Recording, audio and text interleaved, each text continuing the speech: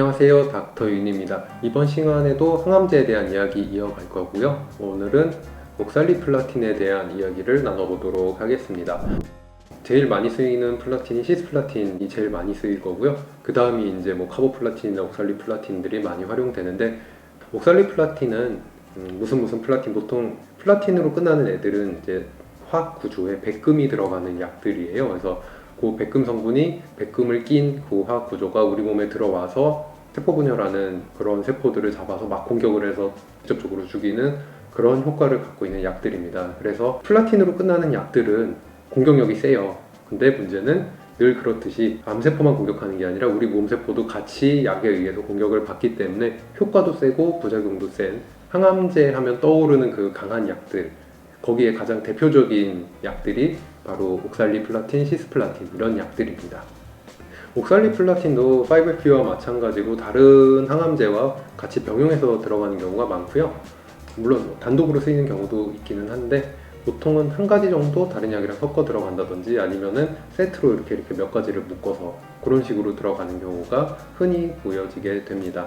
그리고 옥살리플라틴은 투여할 때 그냥 한 방에 딱 끝나는 게 아니라 수액에 타서 한 2시간 정도 정맥 주사로 몸에 집어넣게 되고요. 맞는 동안에는 그렇게 큰 특별한 느낌이 없는 경우가 대부분이고, 가끔 효과가 좀 강하게 빠르게 오시는 분들은 맞는 동안에도 이렇게 좀 저릿저릿한 느낌이나 시린 느낌, 아니면은 이렇게 몸이 좀 추워진다든지 이런 종류 반응 오시는 분들은 계십니다. 그래서 옥살리플라틴 맞으실 때는 병원에서 미리 핫팩이나 이런 거 준비를 해주는 경우가 많아요. 그래서 특히 맞는 부위나 아니면 몸 전체를 좀 따뜻하게 유지해주기 위해 그렇게 하는 경우가 많고, 맞으면은 부작용이 좀 빨리 오시는 분들은 맞고 집에 가면 어느 순간 갑자기 손이 조금만 살짝 시원한 걸 잡았는데 굉장히 찬 거를 잡은 것처럼 찬 거에 굉장히 민감해진다든지, 아니면은 손이 찌릿찌릿하면서 이렇게 말초 신경변증 와갖고 저리고 시리고 이렇게 된다든지, 아니면은 얼굴 쪽으로 오는 경우에는 말이 마음대로 발음이 잘 안 된다거나 얼굴이 마비된 거는 아닌데 그런 듯한 느낌이 들면서 이렇게 혀가 조금 감각이 이상해진다든지 이런 분들도 간혹 계세요. 이런 말초 신경변증, 신경 독성 증상들은 보통 회차가 반복될수록 증상이 조금씩 심해지는 경우가 대부분이고요. 전혀 없는 분들은 전혀 없는 경우도 있어요. 그러고 처음에 나타나고 뒤에 조금 그 정도 수준을 혹은 조금 나아진 상태를 쭉 유지하면서 가는 경우도 있고요. 근데 문제는 이 부작용 같은 경우에 항암제 맞고 토하는 분들은 항암제를 끊으면 안 토해요. 어느 정도 시간이 지나서 회복이 되면 괜찮아지시는데, 말초신경변증, 신경독성 있는 분들은 한 열에 6 정도는 그냥 가만히 냅둬도 회복을 하시는데, 나머지 4분 정도는 치료를 해야만 좋아지거나 아니면 치료를 해도 그냥 평생 가는 후유증으로 남는 경우도 종종 있습니다. 그래서 가장 뒤끝이 긴 종류의 후유증을 가져오는 그런 종류의 부작용이 있는 항암제가 옥살리플라틴이고요. 아까 이야기한 백금계, 시스플라틴, 카보플라틴 이런 애들 중에서도 말초신경변증을 제일 많이 유발하는 게 이 옥살리플라틴입니다.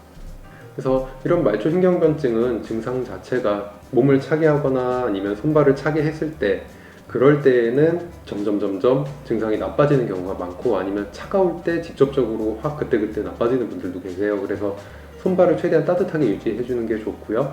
장갑 같은 거 잘 끼시고 다니시는 것도 중요합니다. 그리고 칼을 다룬다든지 이렇게 위험한 작업 혹은 손으로 미세한 작업을 할 때는 항상 감각이 둔해지거나 이상 감각으로 작업이 원하는 대로 되지 않을 수 있기 때문에 손을 잘 보호하려고 많은 노력을 기울여 주셔야 돼요. 치료 같은 경우에는 말초신경변증이 오신 분들은 요거를 병원에서 먹는 약 좀 덜해지게 하는 것들이 있거든요. 그런 약을 투여하는 경우도 있고, 주사제로 좀 예방해 줄 수 있는 항산화제 계통의 주사제들도 좀 있고요. 그리고 한방치료가 또 침치료 같은 거 잘 듣는 편이에요. 그래서 또 많이 써주면은 훨씬 완화되는 경우도 있어서, 말초신경변증이 어느 정도 시작된 분들은 끝내 남는 후유증으로 가지 않기 위해서라도 좀 치료에 노력을 좀 기울여 주시는 게 좋습니다. 말초신경변증은 아주 심하지 않은 경우에는 대부분 환자분들이 이것보다 더 힘들다고 하는 게 토하고 못 먹고 하는 그런 종류의 부작용이에요. 그래서 옥살리플라틴도 이런 방향의 부작용이 결코 적은 약이 아니거든요. 그래서 간혹 그런 증상이 없으신 분들도 계시기는 한데, 그런 경우를 제외하고 아마 열에 한 8 정도는 소화기 관련 부작용을 꼭 겪으시더라고요. 잘 못 먹겠다든지, 간단하게는 그 정도, 아니면 약간 메스껍다, 심한 분들은 심하게 토하고 하루 종일 메스꺼워서 아무것도 못 하겠다, 음식도 전혀 못 드시고 이런 분들도 계시고요. 다행히 최근에 약들이 잘 나와요. 그래서 훨씬 증상이 많이 줄어드는 그런 치료들이 많이 있으니까 이런 종류의 부작용이 심한 분들은 병원 가셔서 컨트롤 하시면은 훨씬 잘 관리가 됩니다.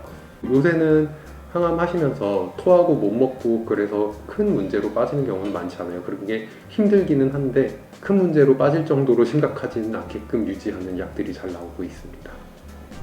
다음 시간에는 이제 이어서 젤로다에 대한 이야기를 계속 해보도록 하겠습니다.